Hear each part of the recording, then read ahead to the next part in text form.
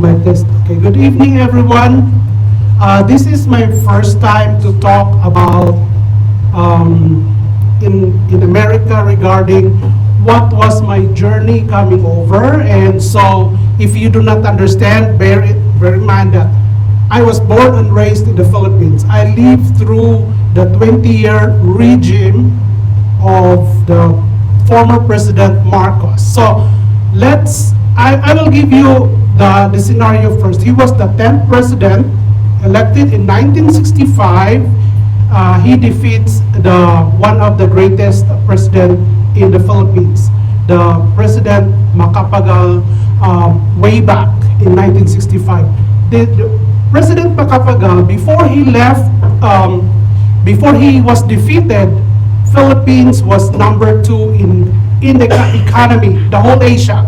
First is Japan, next is the Philippines. So think about it, 1965.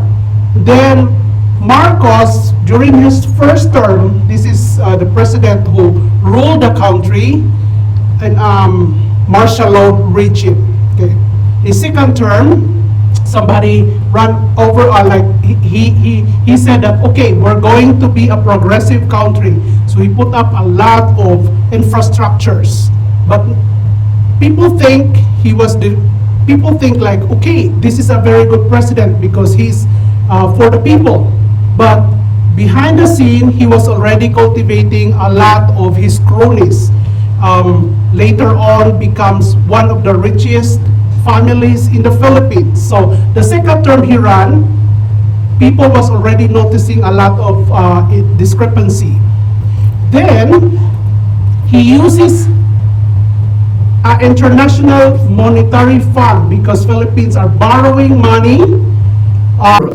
Ordinary people, editors, they just don't agree with the view of the president. So now you become the public enemy number 1. So that's what happened. And the media operations in Asia.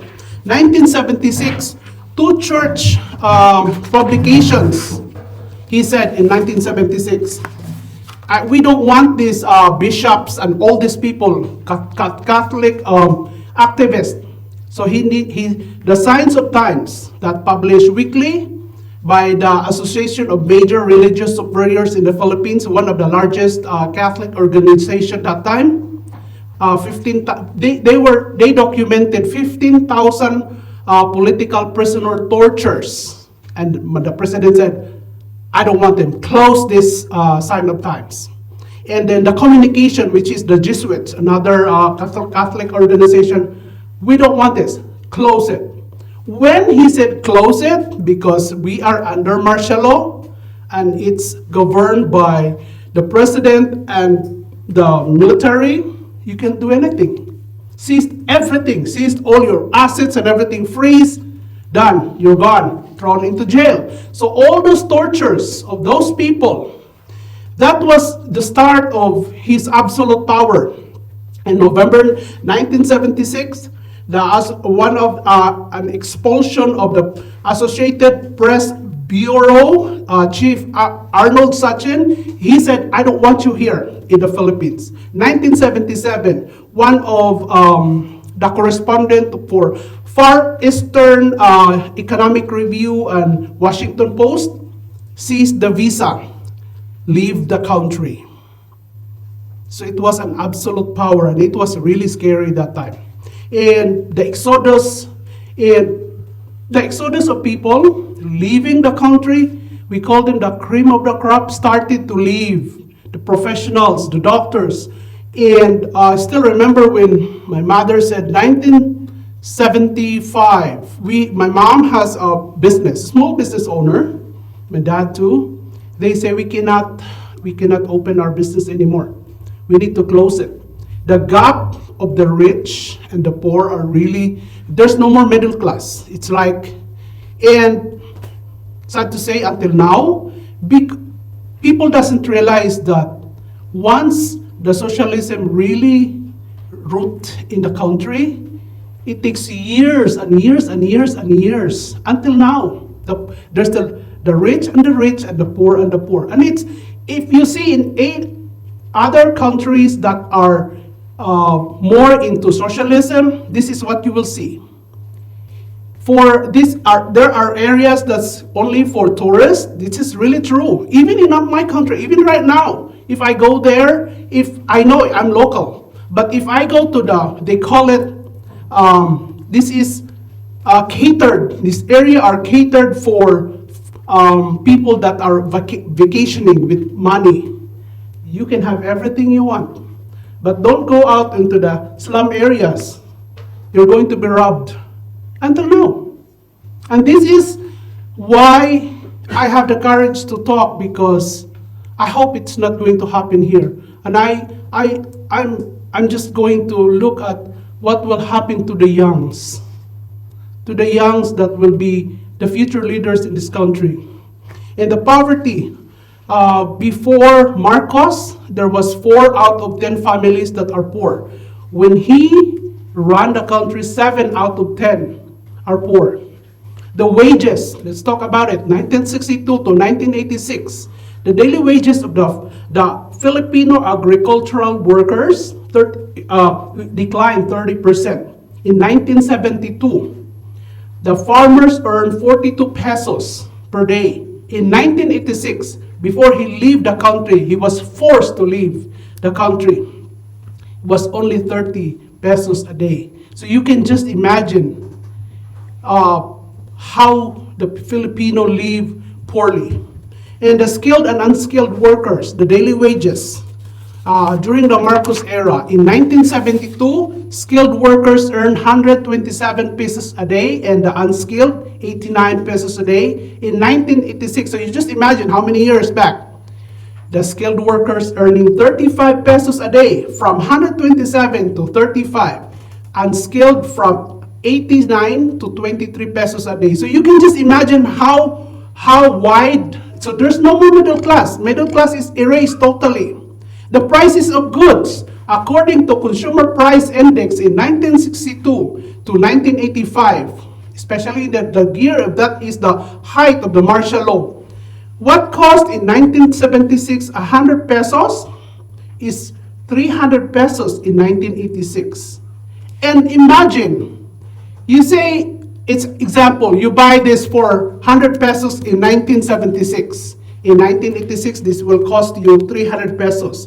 But in 1976, your 100 pesos cost of your money, it's equivalent. And can you imagine if you're a skilled worker in 1972 earning 127 versus 35 pesos in 1986, and then the cost of living is very expensive? You cannot imagine how poor become poor. I still remember there was time that my mom said that, I'm worried what will we eat for tomorrow. I still remember that.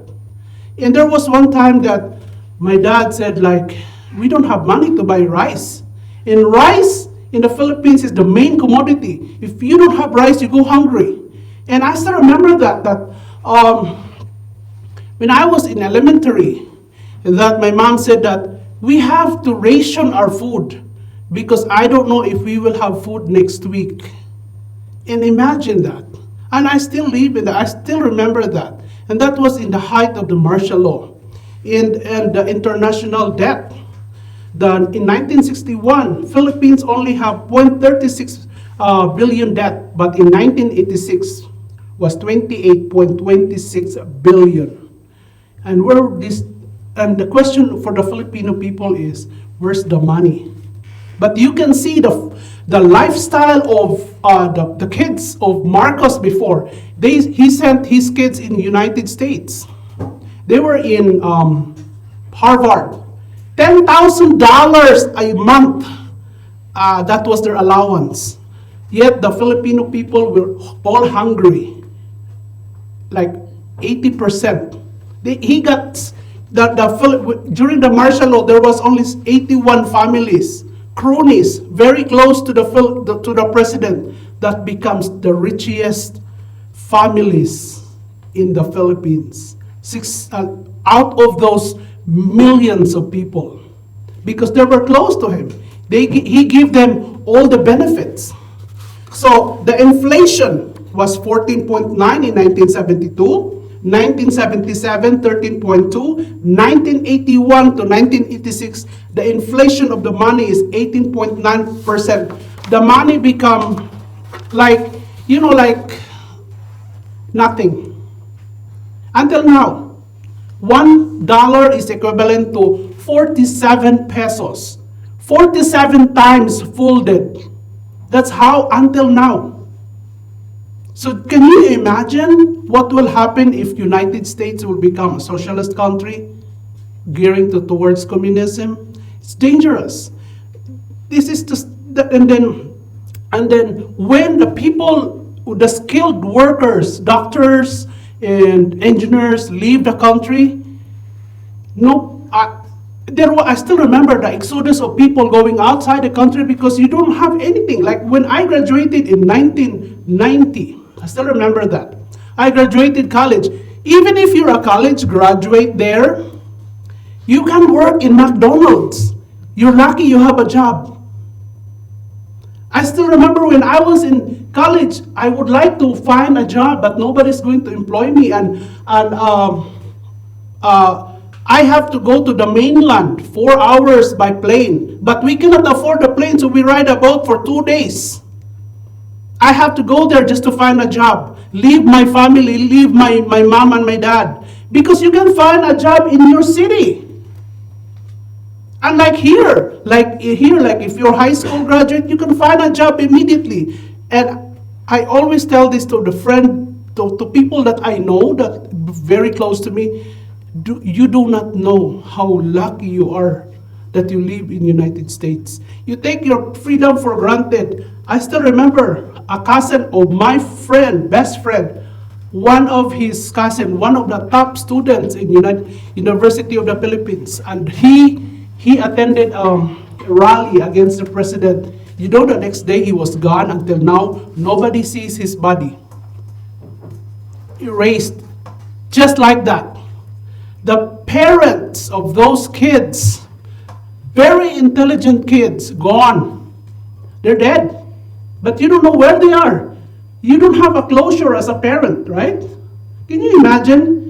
You send your son or your daughter to a very top university because it's very intelligent, or she's very intelligent, is maybe a future lawyer, a future doctor, or whatever. Join because you are oppressed. We're oppressed. We don't have a voice. You say something to the president, next day you're gone. That's what happened to them. That's why a lot of movements in the Philippines, underground, was really uniting to oust the president because freedom was curtailed. Once your freedom is gone, and this is what I see right now. When the media is being controlled, beware. The first thing the President Marcos did is take away the freedom of the media. Why? Because if nobody's saying anything, whatever he say goes. Because he opened his own media straight from the Malacanang Palace. So then it was one of the biggest media in the country. But then where's the freedom? It was fed. Whatever president wants will be. This is the rhetoric right now. But then beware. So and I see this right now here in United States, that if you are an opposition, if you're Republican, you're bad. Like they look at you like you are whatever. Or for me, the only thing I'm worried about is what if the kids right now that I see, the young generation, we're old. If I die tomorrow, I think I live my life. But then what about the 10-year-old, the 5-year-old, the youngsters that will be going to their teens and they will experience this? I hope not. But I'm worried. Why? That's why I said, when I was talking to Liz, I said I think I will just share my experience because this is my experience when I was growing up. Food. When you live in a socialist country where the rich is becoming rich, they have all the money in the world. But when you're worried the next day that you don't have anything, I still remember my mom said We don't have money. What will we do if we do not have food tomorrow? Did you experience that here in the United States? So that's why I said to all my friends, oh, we're poor. Some people tell me we're poor. Oh, we're really struggling. We're poor. I said, you don't know what poor is. You really don't know what poor is here. The poor here said they still have a car, or you can ride a public transport. The poor there, I kid you not. I go to school. I will walk every day. In the morning, I go to school, and my school is, I will think about it from here to, so far. Past that hospital, past the bridge, nearby that there's like a cow area there. From here, I walk in the morning. During lunchtime, I go home, eat, 1 o'clock. And remember, Philippines is like 100 degrees, 90 to 100 degrees hot. Then I walk again, 1 o'clock, go to school, and then coming home at 5 o'clock. And then when, I still remember, I grow up, we don't have, like the first ever I experienced electric I was already 15. We live in a kerosene. Can you imagine? Like you're going camping, right? Who here likes to go camping? Like, camping, right? You have some, what's that thing? Like a lamp, right? We don't have that. You know what we have? We put gas, and the next day your nose is all black because we have that. My dad, we only have one. And then we put it in the living room. If we're in the living room, we put it in the kitchen if we're eating.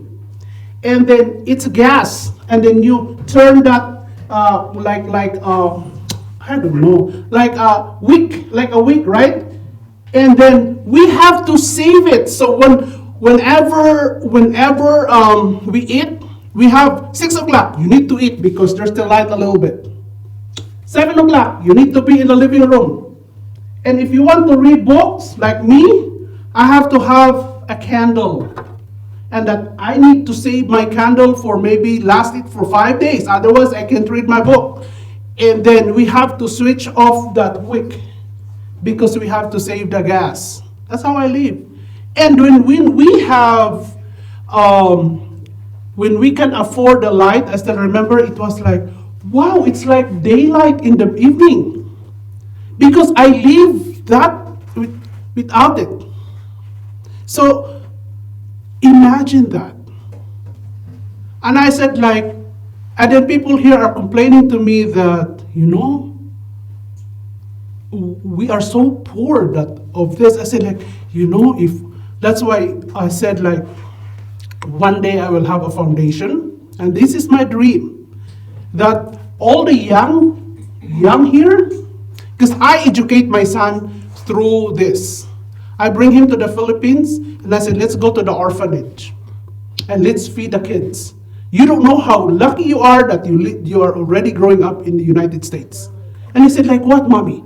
And then he was feeding the kids, and one boy was wearing a pink short. And he didn't say anything. After a time, why is he wearing pink short? Because he doesn't have anything. They're relying on all this. And I said, they eat, and then we just buy, the kids' meal. And they were so grateful. All these kids was just sitting like this. They didn't have. They rely for people who give you the money. And I told him, now, do you know how poor is? Why are they doing this? Why they don't have air conditioning in this house? And why it's so hot? I said, this is how, can you imagine how I lived before? So I educate him through this. For him to know that how lucky you are in the United States. And I said, your Christmas here? The first ever, I still remember my first ever trip in Disneyland. And they served me this huge, very big plate. And I live in this marshmallow, remember? We have ration foods. And they gave me this food. I was like, is this can I have juice? Or I think I ordered a Coke or something. And they gave me this big I said like, is that the small? And yeah, that's the smallest we have. I said like, you don't have like this? And because think about it. When I eat, I have to think of other people, right? So then when they give me this food, and then I was looking at all the people, I was like, this is how they serve in the United States? Like this food is a lot. This one plate for this can be for us for 3 people. Me, my dad, and my mom. That's our food. I still remember we have that hurricane that we don't have one egg to share for the night. Otherwise we go hungry before we go to bed. So I hope you learn something from me and don't take your freedom for granted. I hope you educate your kids that the freedom that you enjoy and you take for granted, like some people say, we enjoy, you don't even think about your freedom, right? If you say something, you can say something, right? Nobody is telling you, nobody is killing you. In the Philippines before, you say something, you're gone, you're dead the next day. And I still remember the mother of my best friend, because the son was gone. He vanished. He just vanished like that. And then nobody can find him. You don't even have a body to go. You don't even have, I don't know, maybe they incinerate all those kids' bodies or whatever, but they say that they throw it in a pit somewhere we call it Sierra Madre, it's a big mountain. But then, as a parent, I cannot imagine if that's gonna be my son. That will be gone, and I don't have a closure because of the freedom. They're just asking for freedom. They were oppressed. We were hungry. And then you can see the lavish lifestyle of the kids of the president in their lifestyle, all the golds you see. But then we don't have money, we don't have food. I still remember my mom said we cannot afford to open nobody's buying because she got a store, nobody's buying. Nobody can afford to buy the food. So then she closes, and some of my godparents, they closes. So that was how I live, and then that's how I grow up. And when I graduate, and there's a lot of professional that really, for me, and my first job, and I was lucky that I read a lot of, I don't know, I'm just a very, like for me, we cannot afford, I have a neighbor, they have this very nice, what's this like, encyclopedia. I go to their house just to read the encyclopedia. And there was one magazine said, I still remember, and I was 15, I guess, saying, the future is computer science. I said, I want this future because I need to uplift my life. Like, I don't want to be poor. Like, we don't have a living room, we don't have a bedroom, we have a house. But that's in the morning, that's a living room. In the evening, we don't even have a bed. I still remember I grew up, we don't have a bed. We sleep in the floor.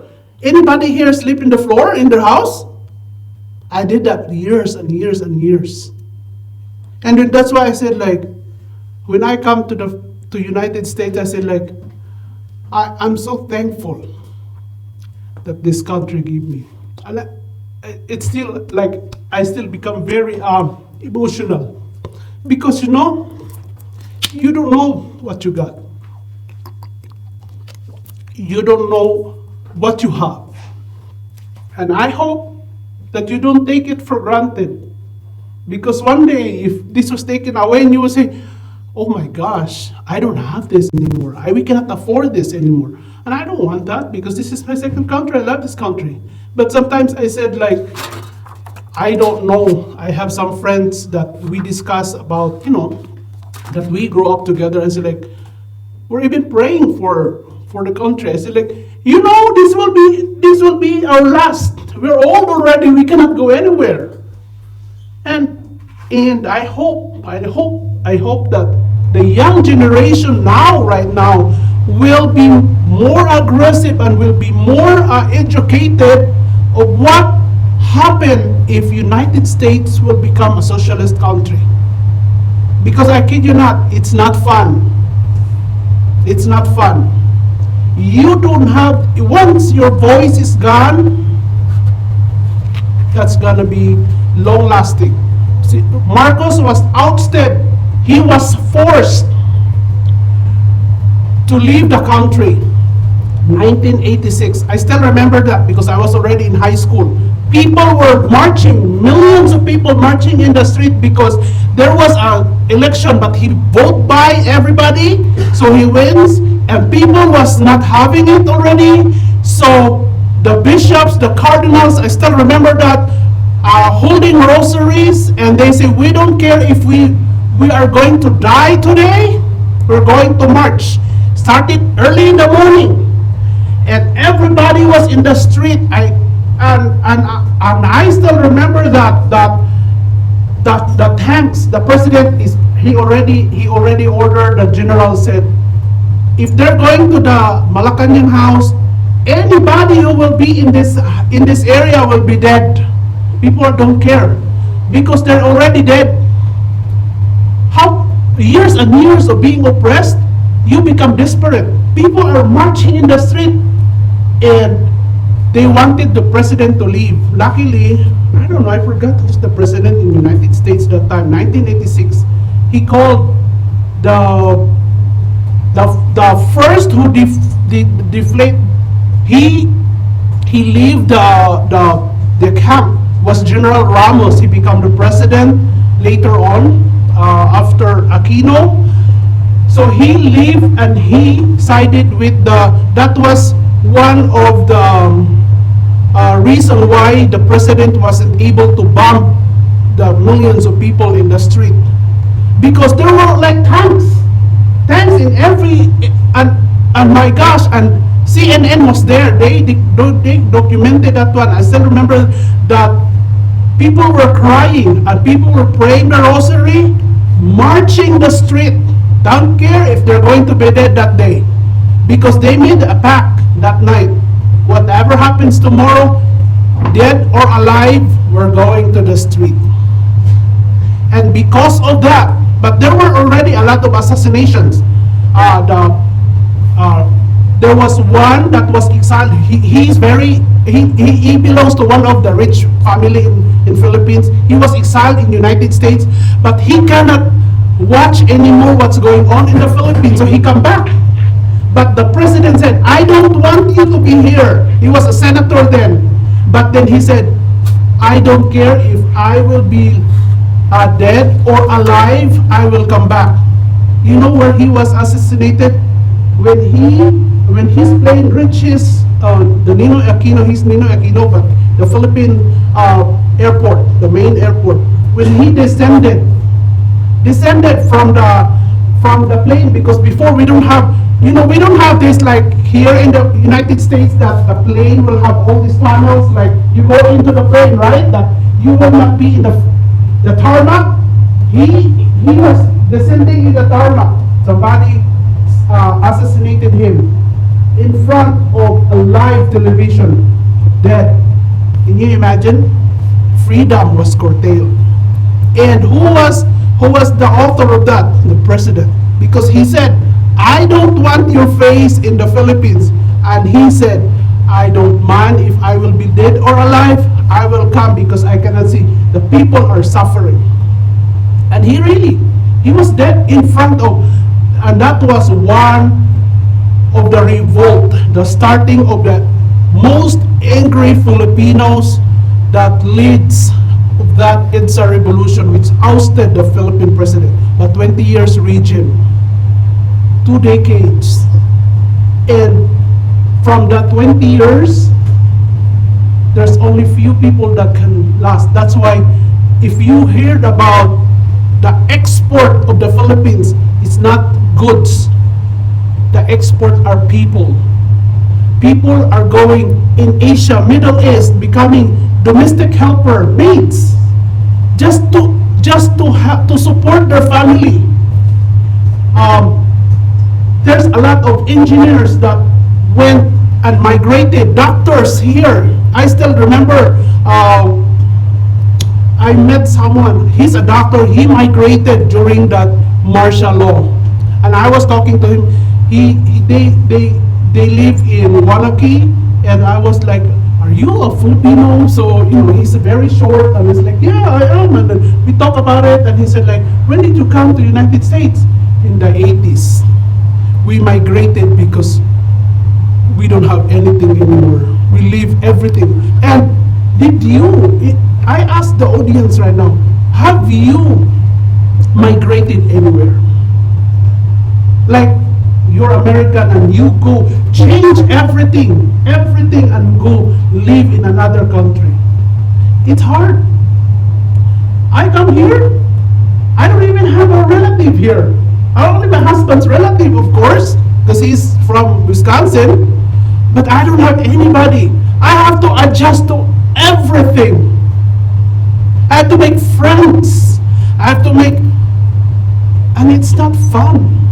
And people look sometimes at you like, and they don't trust you. Like, I still remember like my feelings when I come, because I was at least in Chicago when I lived first, there's a lot of Asians. And then when I come here, I was like, okay, do I meet any Asians around? And then I said like, and I know in Columbus, there's only 4 of us, or maybe 5 of us here. Can you imagine? Totally, you live in this country and totally leave everyone, your loved ones, whatever you have, and come to a very strange country. It's hard, but why? Because I told myself, well, do I have to be poor forever, or do I have to suffer like this, or I need to do something for myself and for my future? Until now, people, that's why they say, oh, and then there's some people who tell me, oh, we hate America. I said like, can I bring you to Philippines?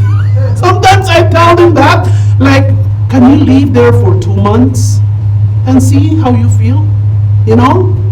How would you feel if your public transport is not bus air conditioned? But you know what? Sometimes there's like in the mountainous area there, what is their main of transport? That Honda, like Honda, Kawasaki. Are you familiar with the single motor? Who is familiar? Not Harley Davidson. That's too expensive. Nobody can afford that. But the ordinary motor. And you know what they do? They put a plank of wood extension. And when I brought my husband there because I want him to see, and he was like, why is that single motor? The wife is in the back, the kids in the middle. 2 kids. And he was like, is that safe? And I said like, what would you like? Like, you go to the mountain walking or with this motorcycle? And he said like, I'm not going to that. I said like, did I tell you to go? I just would like you to see. And the jeepney there, the jeepney capacity of 20. Do you know how many people there? Sometimes 40. And then he took a picture on him. It really gets him. Because people in the back of the jeepney are standing at the back. Because they wanted to go home. And then there's people on the top. So when you say it's full, like it's full pack. Not seating capacity, but full pack. They put the chair and then in the middle, and the people in the back are standing. So would you like to live like that? I don't think so, right? I hope you value your freedom here. I hope you value what you have here. Enjoy and appreciate what you have. Enjoy your freedom. And when people tell you that they hate America, tell them to go to the third world countries. You know what? That's why when I see all this, like, I still remember I was watching a TV and one of these, it's a Hollywood star saying, oh, we hate America. And then I don't know how. I'm not really fan of cursing because I grew up with we don't curse. No, my mom will. Oh, I will have blood in the mouth, and then they will be cursing America. And I said, I wish I can talk to this person and bring him to where I live. And I said, like, would you like to live in a house without any air condition, without any bed, just we call it banig. You know, like it's not. It's made of nipa hut, and then they roll it in the evening or in the morning, and then they lay it outside, and then there's like pillows and blanket, and then that's your life. Would you like that? And I wish I can do that to some of these people, because that way they will appreciate more what they have here. Like my son right now, I kid you not, when he see the lifestyle in the Philippines, whenever I bring him to any outlets, I tell him, what would you like? He will only ask for 2 pants, 2 shirts, and if it's coat or whatever, and I said, that is enough. And then when he cannot wear it anymore because he outgrow it, the first thing he will say is, we'll save this because we give this to the Philippines. I send boxes of his clothes to some people there because I know what they have, even if it's used, they will wear it. And my husband sometimes is like, why don't you give it to Goodwill? I said, there's a lot of people here that donated to Goodwill already. Few people are sending this to the Philippines. I'm going to send it to the people that really don't have anything, like a boy that is wearing pink shorts. So my son do that because I educated him that. But I hope the young kids, the 20 years, and I said, like, I'm praying that I will have that foundation, because I kid you not, I will be talking to an orphanage out there, and then bring these young kids here who have grandma, grandpa, aunt that will give them on Christmas tons of toys that sometimes they don't even need. That it's so excessive. But I told my son, why don't you give this to your cousins there? And they will be lining, or they will kiss you. You give a boy there 1 toy, they will kiss you and hug you and thank you, because even if it's used, they can't afford it. I grew up with I still remember, 1st grade until 6th grade, I only have one, what's this, a doll, and my doll is naked, so I have to sew my doll with clothes, because I grew up with one doll until I become teenager. That's one doll only. My doll is going to close the eyes and open the eyes, and one doll. And then there was one boy who got this very nice airplane, and I told my mom, can you buy me an airplane? And as my mom said, like, what will you do with an airplane? You already have a doll. That's enough.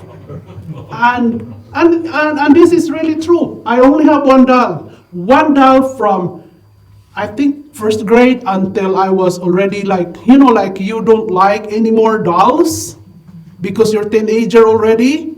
I only have one. The only thing that maybe separates me from the people that my peers are because I am a voracious reader. And there was one book that it was somewhere in Europe, and they described the lifestyle, and I said, like, why I don't have this lifestyle? Why I don't have this? Like, can I see? So then I go to our neighbor, can I borrow some of your, like, they call it Google now. So I said, like, why I don't have this? I want to experience this. I want to have that lifestyle. I don't even know how to drive before. I still remember 1990 I graduated, 1993, because the wage, I can't even pay an apartment for my wage. I still have to give my mother money. Do you know how I don't know if you understand our culture, but our culture is we're more family oriented. So until now, I kid you, I send money to my mother. I work because not only for me. I have those people I think about, but because they go hungry if I don't send them money. So then I said, okay, one day, I don't know when this oppression will be over, because that is the effect of the 20 years regime. Now it's 2021, right? 1986 was the last of Marcos regime, but still the middle class is nowhere to be seen in the Philippines, and it's now 2021. So would you like that here? That maybe let's say the young generation said, oh, we want socialist country, and then God forbid if we will become socialist country here, these young kids 20 years from now will suffer.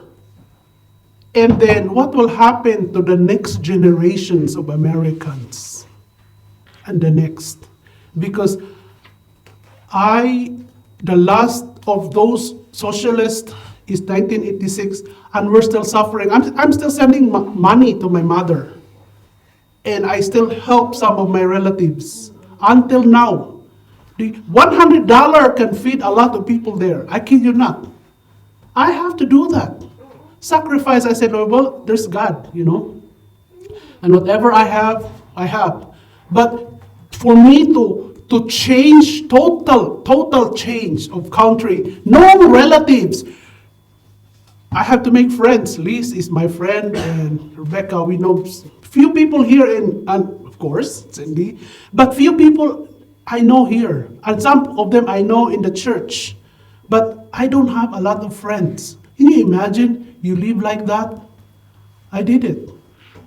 It's because for 20 years, I don't have anything. And please educate your kids. Maybe you parents, or maybe grandparents, or maybe if you have young kids, tell them to read books that's really, or research. There's Google. Tell them, educate them. Because without you parents educating your kids, because I know, I travel a lot. I go to Madison, and the UW kids, sometimes I talk to them. It's just that I can't change the minds of a lot of people, right? I only can say what I see and what I live. But then if the parents are taking for granted right now for the young kids about this, what will happen? Because if you see the Hollywood stars, they are getting like I still remember those, who was that guy who was with the Cuban Castro? He was so proud of that. And I said oh my gosh, you really don't know what's going on. Maybe he was served with all this, whatever nice things in Cuba. But if you are not a local, you don't know where to go. And right now, I'm very afraid in the Philippines too, because the reigning president right now, his dad served Marcos regime. Say it again. The President Duterte, the president right now in the Philippines, his dad served Marcos. Oh. So that's why, and when he was a mayor in his city, do you know that? And this is really true. He will go to one village and massacre people. It's really true. This president, if he doesn't like you, he will curse you, and I'm just afraid because he hates America. He hates America, the president right now in the Philippines. And I said, I hope there's not going to be another socialist country in the Philippines, because, oh my God, we still did not recover. And now, you know what he did? One of the biggest, like CNN, Fox News here, right? One of those stations, he already closed. The president now in the Philippines. They always seize the media. The media is the first to go. So, what's happening here right now? Have you seen what's going on? Are you aware of what's going on? Because I kid you not, when I go to rallies, I just don't want, I want to educate myself, like I talk to people and I go and I say like, wow, this is really a very good rally. I went to Green Bay, I went to Green Bay and attend the Trump rally because I was very curious. And I was like, wow, this is a lot. These people are very motivated. And then and I hear a lot of the news or whatever. I educate myself because I said like, wow, if this is going to happen in United States, what will happen to other countries less than United States? Because if there's no United States, kid you not, there's no place on earth. If you go to Europe, I've got friends in Europe. The taxations in Europe is very, very high. And people will tell me, oh, we need to be like Norway. And I talk to people, I have some classmates. Remember, we are the product of the oppression era, right? So we go outside the country, everybody's leaving. I have friends in Finland, Holland, Norway, Germany. So I talk to them because of Facebook. We have now the international communication. I ask them, I'm curious, how is it? One friend of mine in Belgium said, wow, my salary is 1,000 euro a month. I said, like, really? Like, because we were talking about salaries in the United States and this, da. And she's like, I want to come there. She's been living in Belgium for a long time. Maybe almost 20 years. So can you imagine? And they say that Norway is good. I asked my friend in Norway, how's in Norway? Is it good in there? Yeah, your salary, half if it is gone because it's tax. And you like it? And I said, what's the population? Because when they say that it's good to be socialized in United States, think about it. How many millions of people in United States comparing to a Norway? Some people does it. I don't know. I'm very good in geography because I grew up in a very oppressed area that I wish I was in these places, right? So I educate myself with the globe. So I said, what's the population in Norway? You compare the population of Norway to the whole United States, and you're like, we want the same kind of Norway. I said like, no, because in United States, it cannot be, the economic wise and state wise, it's not feasible. But they educate you? No. But sometimes the kids believe because that's what fit in them, right? So tell your kids, I want you to research before you say so. Because I did it. I said like, oh, so this is what's happening there? But nobody's informing us here. But if you talk to people, and I cannot believe university students will believe whatever is fit for them. Now please educate your children, please. Just don't say that whatever you hear, or as a parent, maybe you will say, like I told my son, because my son sometimes asks questions, I said like, let's talk about this. I will tell you. You remember, I always tell him, did you remember what you see in the Philippines? Did you remember how poor is poor in there? Did you remember? Yeah, because he saw it himself, right? He experienced it himself. But what about the general kids in high school, in elementary here, that didn't experience that? How can you convince them? That's why I said like one day I need to have this foundation, because these kids are the future, and if they will see, and then where I get that idea? I was from Chicago. I ride a train and I sit with a young teenager. She went on a mission to Venezuela, I guess, or somewhere in South America, and she was telling me that it changed her perspective because she was there and see how poor is poor, and she said, I feel so lucky. I feel so blessed that I live in United States, and this was years ago. If I remember, it was 2000, I live here already 2008, 2009, 2010, and between that. And it impacted me, and I said, one day, when I will retire, I will have that foundation and bring all these kids to this country. and make sure that they will be there and see how poor is poor. That don't just say that, oh, I'm poor because I'm only receiving, they don't like to give $12 is cheap, $15, we want this, we demand this, we are entitled of this. Have you heard about that? We're entitled, like, what is entitled? Oh my gosh, like, oh, but then, you cannot change their mind. So then I said, one day, I'll bring these kids, and they will. It will change their perspective if they live and see how poor is poor. And please, do not take your freedom for granted. I think that's it. I hope that you learned something from me, and I know it's long, but I just would like the young generation and the parents to really see or to really feel how it's hard. Thank you so much for your time. Good night.